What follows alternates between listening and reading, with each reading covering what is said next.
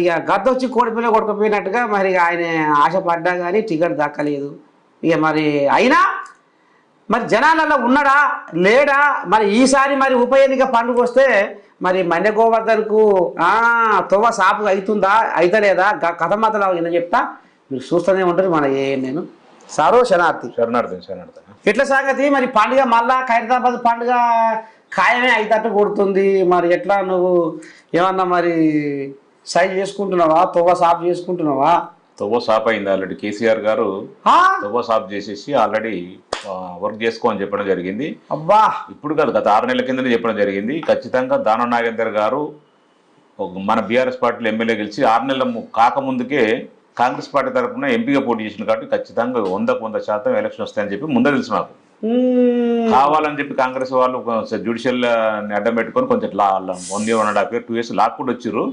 అయినా కూడా ఇప్పుడు కంపల్సరీ చావో రేవో తప్పదు దానం నాగేందర్ గారికి.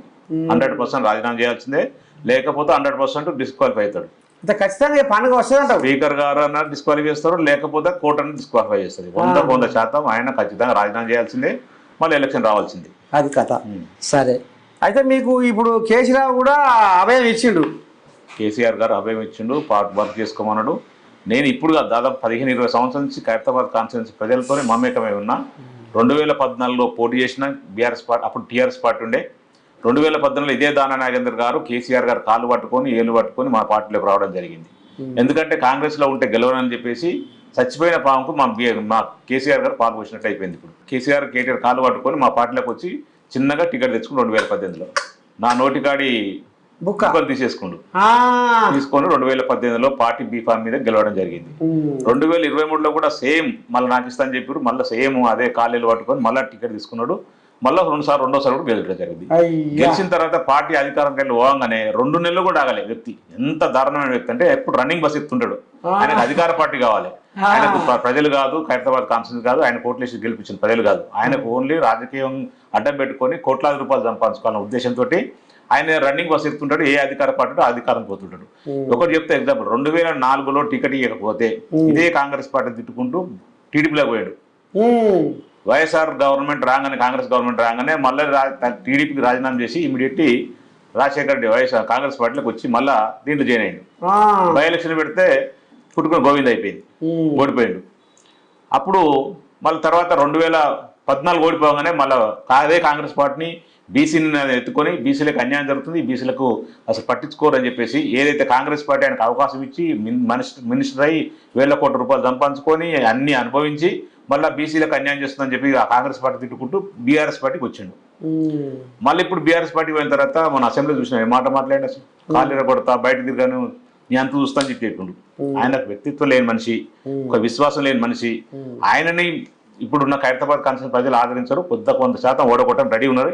ఎలక్షన్ ఎప్పుడు వచ్చినా సరే వెయిట్ చేస్తారు. ఎందుకంటే ఒక్క పార్టీలు ఉన్నాడు ఆయన. ఒక్కసారి అంటే సరే అవసరం కొద్దో లేకపోతే ఏదైనా మారచ్చు. కానీ అప్పుడు టీడీపీ నుంచి కాంగ్రెస్ నుంచి టీడీపీ నుంచి మళ్ళీ కాంగ్రెస్ నుంచి బీఆర్ఎస్ నుంచి కాంగ్రెస్. సో అందరు ప్రజలు గమనిస్తున్నారు. ఖచ్చితంగా నాకు వాత పెట్టడం గ్యారంటీ, 100% ఓడిపోవడం గ్యారంటీ. నేను 100% ఇది ఖైరతాబాద్ కాన్స్టిట్యున్సీ బీఆర్ఎస్ పార్టీ అడ్డా. కేసీఆర్ గారు చేసిన సంక్షేమ పథకాలు, కేటీఆర్ గారు మున్సిపల్ శాఖ మంత్రిగా ఉండి 100% ఇక్కడ చాలా సమస్యలు ఉండే. డ్రైనేజ్ సమస్య ఉండే, వాటర్ సమస్య ఉండే, పవర్ సమస్య ఉండే, అన్ని సమస్యలు ఉండే. ఆ సమస్యలన్నీ తీర్చిదిద్ది ఈరోజు ఖైరతాబాద్ కాన్స్టిట్యున్సీ 100% దాదాపు 27,000 మెజార్టీతో గెలిచింది మన 23లో. మరి జూబ్లీహిల్స్లో ఇప్పుడు మీ కేటీఆర్ సారు బాగానే తిప్పలవాడి ముందు వాడి నడిపించినా ఆడ మీకు విలంపరం లేకుండానే అయ్యింది. మరి ఇంట్లో ఇంకోటి కొత్త ముచ్చట వస్తుంది. ఇప్పటికే ఓడిపోయి మీరు బాధలో ఉంటే ఇప్పుడు కేటీఆర్ను మళ్ళా ఏదో ఫార్ములా ఈ కార్ రేస్ వ్యవహారంలో గవర్నర్ ఏదో అనుమతి ఇచ్చిండు అనే కథ నడుస్తుంది. మరి ఎట్లా ఏంది ఏం కథ పుసుక్కున ఆయన మరి ఏమైనా కేసు అయితే మరి పెద్ద మనిషి కేసీరావు వచ్చి ప్రచారం చేస్తాడా, లేకపోతే ఈ పగ్గారు హరీష్ రావుకి ఇస్తాడా? ఎవరుంటారు నీకు దాపుకు?